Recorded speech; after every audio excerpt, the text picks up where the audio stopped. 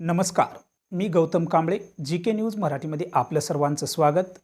तुम्ही पाहत आहात मराठवाड्याच्या कुशीतलं जी.के. न्यूज मराठी. आता घेऊ विविध क्षेत्रातील राजकीय, सामाजिक, आर्थिक, कृषी आणि क्रीडा व तसेच शैक्षणिक विषयी घडामोडींचा आढावा. चला तर वळूया पुढील बातमीकडे. सरकारला 40 दिवस देऊनही सरकारने मराठा आरक्षणासंदर्भात कुठलाही निर्णय न घेतल्याने सकल मराठा समाज आरक्षणासाठी पुन्हा एकदा आक्रमक. सर्वपक्षीय नेत्यांना गावबंदीचा दिला इशारा. नांदेड जिल्ह्यातील सकल मराठा समाज आक्रमक. जरांगे पाटलाच्या उपोषणाला समर्थन देत गावागावात मराठा तरुणांनी केले साखळी उपोषण सुरू. मराठा समाजाच्या आरक्षणाचा मुद्दा चांगलाच गाजत असताना मराठा आरक्षणासाठी एक मराठा लाख मराठा म्हणत महाराष्ट्रभर आंदोलने करण्यात आली. यावेळी सरकारने 15 दिवस द्या, आम्ही मराठा आरक्षणाविषयी निर्णय घेऊ असे आश्वासनही दिले होते. तेव्हा महाराष्ट्र सरकारला मराठा आरक्षणासाठी 40 दिवस मुदत देऊनही सरकारने मराठा आरक्षणाविषयी कुठलाही निर्णय न घेतल्याने मराठा समाज पुन्हा एकदा आक्रमक झालाय.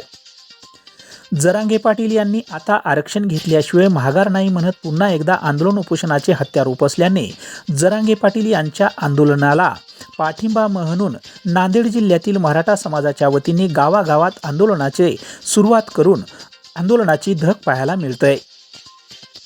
किनवट तालुक्यातील इस्लापूर सर्कलमधील मराठा समाजाच्या तरुणांनी देखील एकत्र येत इस्लापूर येथील छत्रपती शिवाजी महाराज चौकातील छत्रपती शिवाजी महाराज यांच्या प्रतिमेला प्रथम पुष्पहार अर्पण करून इस्लापूर पोलीस ठाण्याचे सहाय्यक पोलीस निरीक्षक उमेश भोसले यांना उपोषण आंदोलनाचे निवेदन देऊन सर्वपक्षीय नेत्यांना गावबंदीचा इशारा देऊन उपोषणाला सुरुवात केली आहे. यावेळी अनुप देशमुख काय म्हणाले ते पाहूया. सर्वप्रथम तर मी हे सांगू इच्छितो की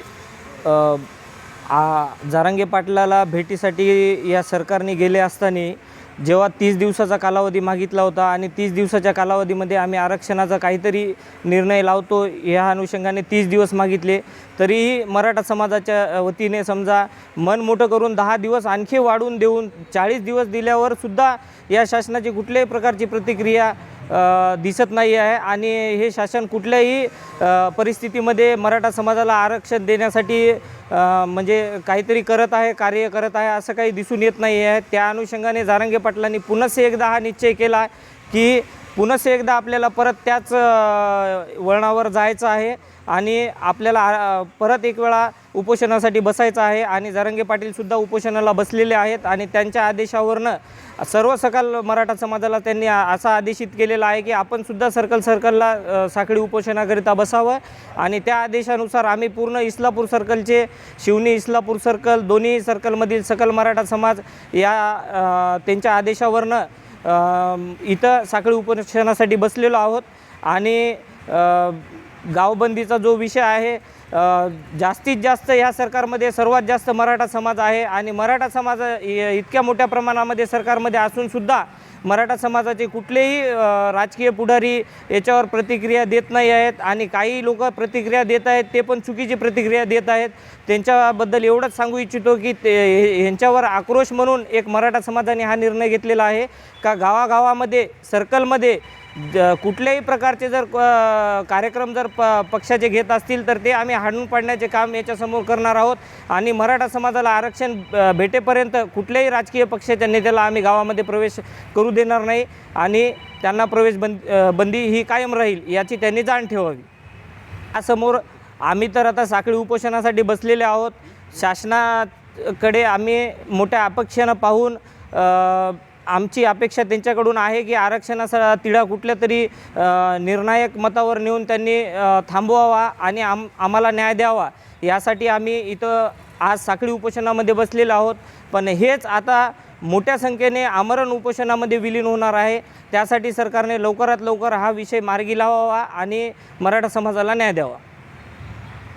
या साखळी उपोषणादरम्यान उपोषणकर्ते व्यंकट पुंडलिकराव गरडे, सुमित देवराव पाटील, शंकर जगजीवन जाधव, मनोज रामराव चव्हाण, गजानन दत्ता कदम, काशीनाथ शिंदे पाटील, विनायक धुरपडे पाटील, डॉक्टर भगवान कदम, बालाजी पळसपुरे, संजय शिंदे, गणेश भोयर, सूरज लाशिनकर, शुभम पेशवे, रवींद्र देशमुख, राहुल सूर्यवंशी, कृष्णा बंडे, भारत भोयर, राम पळसपुरे, निर्गुण पाटील, प्रवीण भोयर, सचिन पाटील, बालाजी बारडकर, कैलास गावंडे, ओमकार गरडे, ओम कदम, शंकर कदम, बालाजी कदम, पांडुरंग जाधव, गणेश ठेंगे, योगेश जाधव, आकाश बोरकर, दत्ता गावंडे यांच्यासह मराठा तरुण वर्ग मोठ्या संख्येने उपस्थित होता. Bureau report, Kinwat, Nanded.